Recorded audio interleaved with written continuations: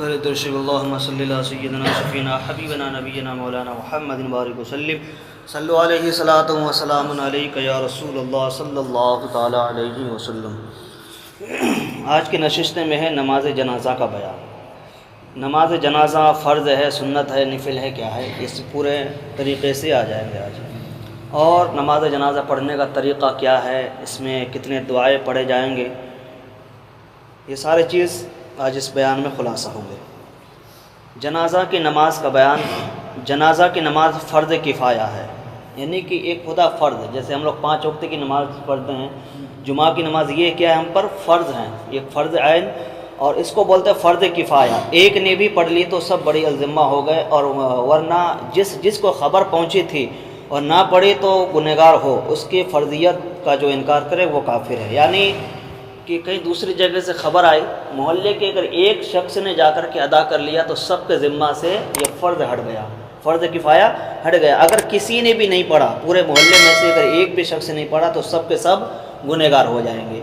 اور نماز جنازہ کا انکار نہیں کر سکتے کوئی، نماز جنازہ کا کوئی انکار نہیں کر سکتے ہیں۔ اگر جس نے بھی انکار کر دیا وہ کافر ہو جائے گا، یعنی کہ اسلام سے نکل جائے گا۔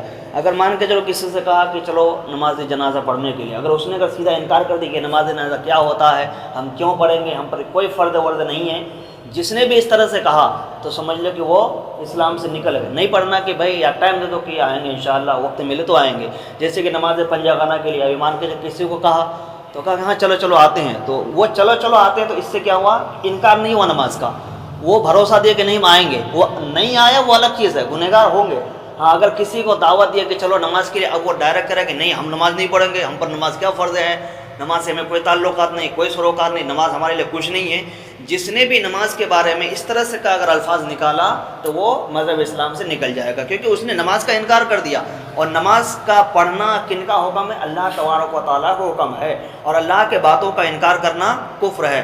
اور نبی کریم صلی اللہ علیہ وسلم یا انبیاء کرام علیہ السلام کے اقوال کے باتوں کو بھی انکار کرنا، یہ بھی حد کفر میں آتا ہے۔ اولیاء کرام کے باتوں کو انکار کرنا یہ گستاخی میں آتا ہے۔ 3 چیزوں کا سب الگ الگ ہے، اس لیے کہ جماعت کے لیے جماعت شرط نہیں، ایک شخص سے بھی پڑھ لی تو فرض ادا ہو گیا۔ نماز جنازہ کے لیے جماعت شرط نہیں ہے، ایک نے بھی پڑھ لیا تو فرض ادا ہو گیا، اور باقی اگر جماعت سے جیسے نماز پڑھتا ہے یہ اجتماعی جماعت ہے۔ اور نماز جنازہ کا طریقہ یہ ہے کہ نماز کی نیت کرے، نیت کرنے کے بعد کانوں تک ہاتھ اٹھائے اور ناک کے نیچے لا کر کے حسب ذیل باندھ لے، یعنی کہ پہلے نیت کرے۔ اس میں نیت کیا ہے کہ نیت کی میں نے نماز جنازہ کی 4 تکبیروں کے ساتھ واسطے اللہ تعالیٰ کے، دعا اس میت کے لیے، درود شریف رسول اللہ کے، منہ میرا کعبہ شریف کے، اللہ اکبر۔ اگر کسی کو اس طرح کا اگر نیت یاد نہیں ہے تو صرف وہ زبان سے نیت کر لے کہ میں دل سے نیت کر، کیونکہ کوئی بھی نماز ہو، جیسے 5 وقت کی نماز ہو، عیدین کی، بقرعید کی، جمعہ کی، زبان سے کسی کو نہیں یاد ہے وہ صرف ارادہ کر لے کہ میں نماز پڑھوں، اللہ اکبر۔ ظہر کے، عصر کے، مغرب کے، جنازہ کی، جمعہ کی، کوئی سا بھی نماز ہو، صرف کیا ارادہ کرنا ہے۔ اب اس کے بعد کیا ہے کہ ثنا پڑھنا، جیسے ہم لوگ ہر نماز میں ثنا پڑھتے ہیں، تو یہ باری نماز اور نماز جنازہ کی جو ثنا پڑھتے ہیں تو صرف اس میں ایک جملہ کا فرق ہے، باقی پورا ثنا ہوئی۔ ہاں جیسے پہلے تکبیر باندھنے کے بعد ہاتھ کو ناک کے نیچے لے کے باندھ دیا، باندھنے کے بعد اب جو ہے سر نہیں اٹھانا۔ بعض لوگ کیا کرتے ہیں جیسے اللہ اکبر جو کہتے ہیں نا، وہ سر اٹھاتے ہیں، بالکل سر اٹھانے کی کوئی ضرورت نہیں۔ جیسے کہ اللہ اکبر کہنے کے بعد ہمارا نگاہ جو ہے پیشانی کی جگہ ہونا چاہیے۔ اس کے بعد ثنا پڑھ، سبحانک اللہم و بحمدک و تبارک اسمک و تعالی جدک و لا الہ غیرک وجل ثناؤک و لا الہ غیرک، بس و تعالی جدک وجل ثناؤک و لا الہ غیرک۔ اب ہم لوگ عام ثنا پڑھتے ہیں، سبحانک اللہم و بحمدک و تبارک اسمک و تعالی جدک و لا الہ غیرک۔ اب یہاں پہ وجل ثناؤک، وجل ثناؤک و لا الہ غیرک۔ اب اس کے بعد بغیر ہاتھ اٹھائے اللہ اکبر کہے، یعنی کہ بغیر اب ہاتھ نہیں اٹھانا ہے، اس میں صرف ایک ہی مرتبہ جیسے نیت باندھتے ہیں، اس کے بعد ہاتھ اٹھا کر کے نیت باندھ لیے، اس کے بعد ثنا پڑھنا۔ ثنا پڑھنے کے بعد درود شریف پڑھنا۔ کون سا درود شریف؟ جو درود شریف نماز میں پڑھتے ہیں، درود ابراہیم، درود ابراہیم۔ اگر درود ابراہیم اگر کسی کو یاد نہیں ہو تو وہ دوسرا بھی درود شریف پڑھ سکتا ہے، اس میں کوئی حرج نہیں۔ اب اس کے بعد پھر اللہ اکبر ایک تکبیر پھر کہنا ہے۔ کتنا تکبیر ہو گیا؟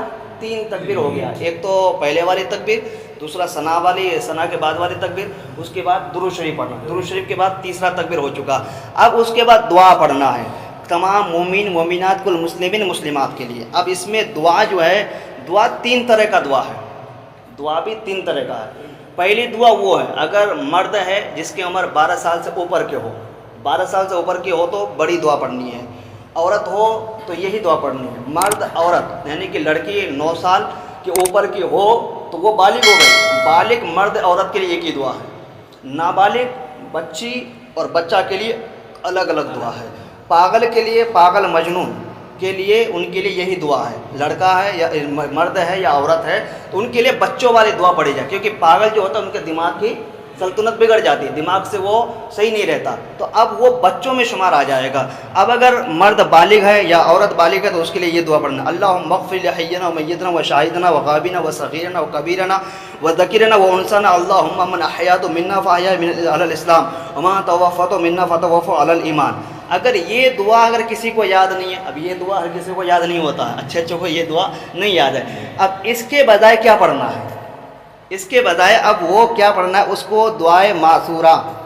دعائے معصورہ کون سی؟ جیسے نماز میں ہم لوگ پڑھتے ہیں چوتھی رکعت میں یا 2 رکعت کی لاسٹ میں اتحیات، درود شریف کے بعد دعائے معصورہ۔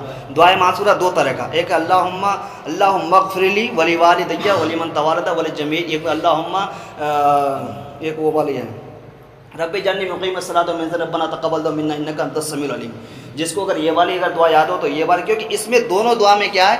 مومنین کے لیے دعا ہے، مومن مومنات والمسلمین مسلمات حاضر و ناظر۔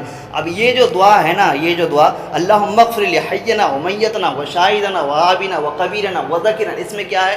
جو حاضر ہے، جو غائب ہے، جو چلے گئے، جو آنے والے ہیں، جو جانے والے ہیں، اس کے سب اس میں آ گئے، اس دعا میں سب کے ہیں، جو چلے گئے ان کے لیے بھی، جو ابھی اس جنازے میں شامل ہے وہ، جو آ نہیں پائے جو گھر میں ہیں اس کے لیے بھی، اب جو آنے والے ہیں جو جائیں گے قیامت تک کے لیے، اس دعا میں سب کے لیے کہہ دیا ہے۔ اب اس کے بعد جو ہے چوتھی تکبیر کہنا ہے، چوتھی تکبیر کہہ کے پھر اللہ اکبر، صرف کہ سر کسی بھی تکبیر پر نہیں اٹھانا ہے، سر کسی بھی تکبیر پر نہیں اٹھانا ہے، پھر اللہ اکبر کہتا ہوا دونوں ہاتھ کو کھول کر سلام پر ہے، یہاں پر ایک ہاتھ کو جیسے السلام علیکم ورحمۃ اللہ ایک ہاتھ کو کھول دے، دوسرے السلام علیکم ورحمۃ اللہ دوسری ہاتھ کو کھول دے۔ اب اس کے بعد مومن یعنی کہ میت کے لیے دعا کرے، وقت زیادہ ہے، کوئی دقت پریشانی نہیں ہے تو تھوڑی لمبی دعا کر لے میت کے بخشش کے لیے، دعا وقت لوگ زیادہ ہے، بھیڑ زیادہ ہے اور ٹائم بھی بہت کم ہے یا بارش کا موسم ہے، گرمی تیز ہے، تو مختصر دعا صرف میت کے لیے ہاتھ اٹھا کر کے کہیں، پھر اس کے بعد جو ہے میت کو قبرستان تک لے کر کے جائے۔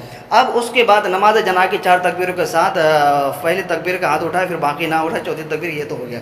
اب مسئلہ کس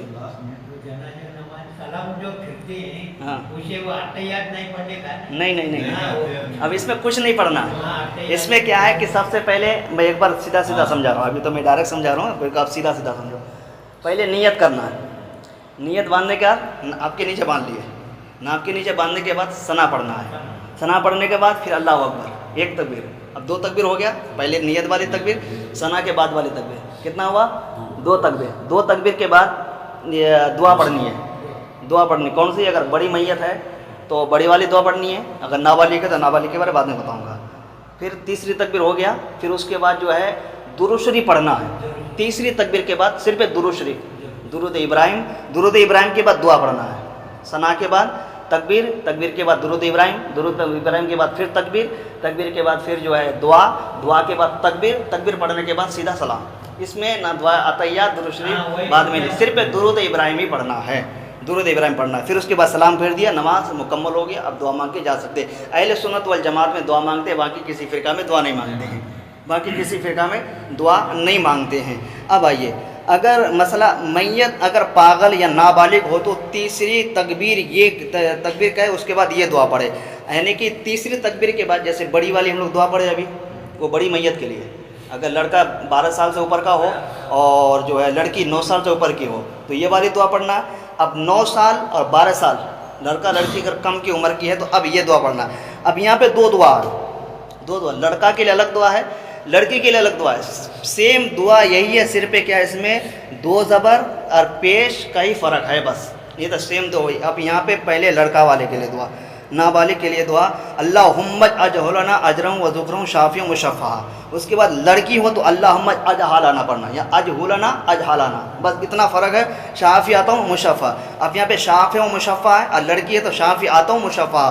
اگر کسی مجنون سے یا ایسا پاگل مراد ہے کہ بالغ ہونے سے ہی پہلے پاگل ہو گیا تھا، یعنی کہ ابھی وہ بالغ نہیں ہوا تھا، لڑکی 9 سال ہے، 9 سال سے پہلے بچپن میں صحیح تھا، اس کے بعد وہ پاگل ہو گئے. پاگل ہونے کے بعد اب اس کی جو ہے جنازہ ہوگا تو اب اس کے لیے یہی دعا پڑھی جائے گی. بالغ ہونے کے بعد اگر وہ پاگل ہوا، بالغ ہونے کے بعد جیسے 15 سال 18 سال 19 سال 20 سال یا آخر عمر میں جا کر کے وہ پاگل ہو گیا تو پھر ان کے لیے بڑی والی دعا پڑھی جائے گی. کیونکہ یہاں نابالغ سے پہلے اگر پاگل ہوا اور بالغ کی عمر میں چلا گیا، 15 سال 25 سال 30 سال میں اگر اس کا انتقال ہوا، اب اس کے نماز جنازہ پڑھی جائے گی تو بڑی والی دعا، اور نہیں تو پھر پیچھے چھوٹی والی دعا. اس کے بعد سلام میت اور فرشتوں حاضرین نماز کی نیت رہے، اور تکبیر و سلام کو امام ظہر کے ساتھ کہے، باقی تمام چیزیں آہستہ پڑھے.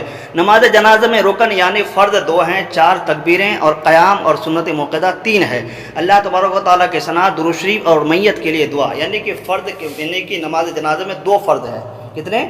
2 فرض ہے، اور سنت موقدہ 3 ہے. کیونکہ قیام فرض ہے، لہذا بغیر قیام عذر شرعی یا سواری پر نماز جنا پڑھی تو نہ ہوئی، اور اگر ولی میت یا امام بیمار تھا اس نے بیٹھ کر پڑھائے تو مقتدیوں نے کھڑے ہو کر پڑھی تو نماز ہو جائے گی. یہ صرف نماز جنازہ کے لیے، 5 وقت کے لیے نہیں ہے.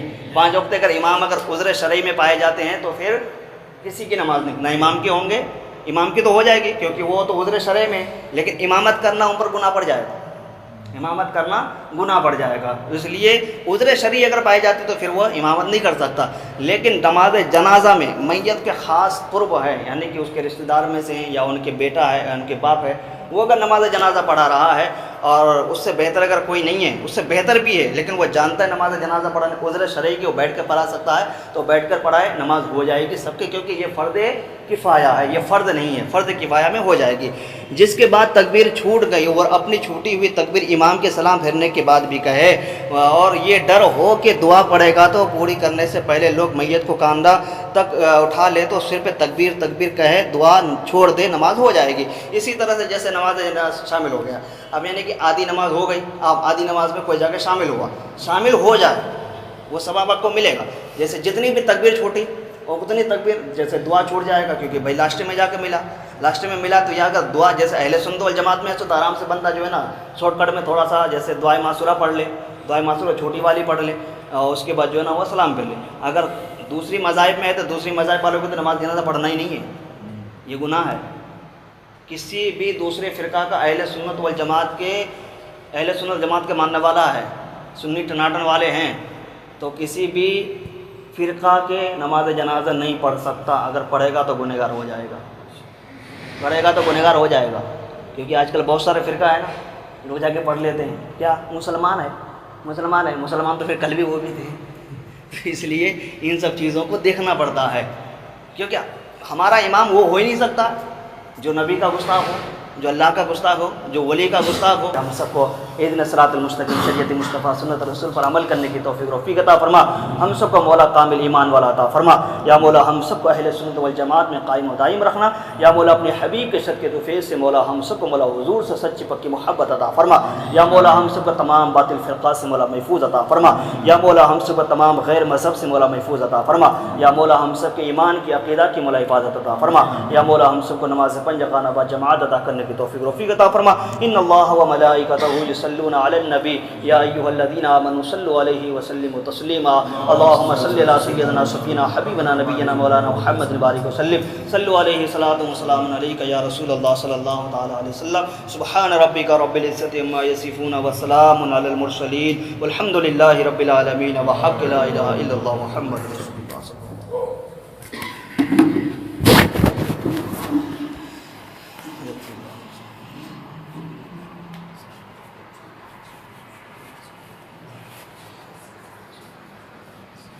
الصلاۃ والسلام